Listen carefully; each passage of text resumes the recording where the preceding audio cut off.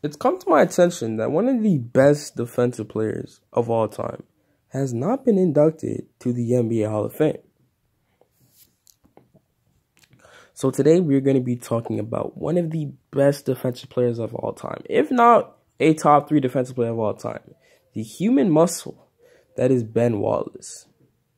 We're talking about a guy that if you went for a layup, he could take that off the top of the backboard.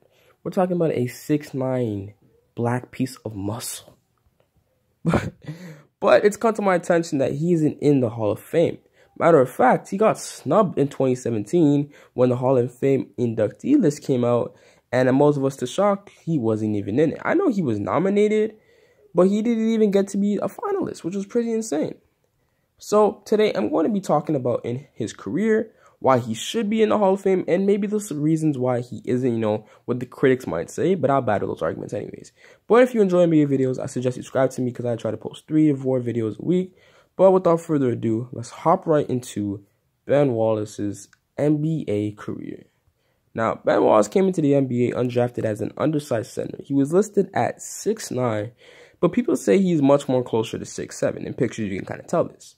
In fact, he was picked up first by the Celtics Summer League team, and coach at the time said Ben Wallace was too small for the league. Ben Wallace was too small for the league. Just let that sit in your head. But anyways, the Wizards ended up signing him in 1996, where as time went on, his defense improved, and we started to see the glimpse of his true talent. But in the 2000 season, he was traded for Grant Hill, which at the time was a very one-sided trade. At the time, it was thought as one-sided. But this led to Wallace to be sent to the Pistons and Grant Hill to the Magic. This also led Ben to his most productive season so far, averaging 6.4 points, but being 2nd in rebounds and 10th in blocks. However, as time went on, with the Pistons, I'm pretty sure we all know how that went. We're talking about numerous Defensive Player of the Year awards, All-NBA teams, Defensive All-NBA teams, and much more to add on his should-be resume of making the Hall of Fame. Which again brings up the point that we should dive in. And that is a little deeper into his resume. Now, I'm just going to read off some of his stuff from his resume. Okay?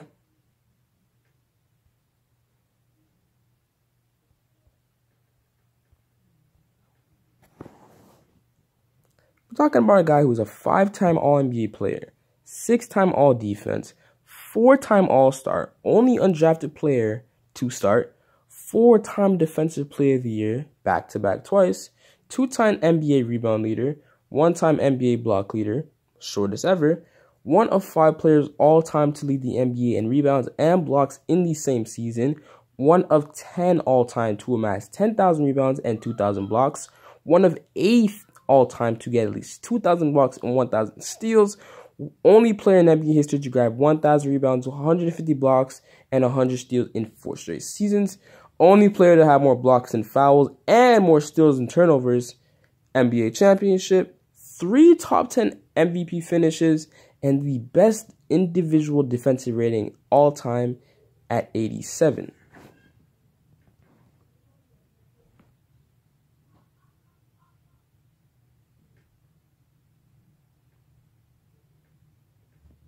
On top of all that, he did this being an undrafted, undersized center in the NBA.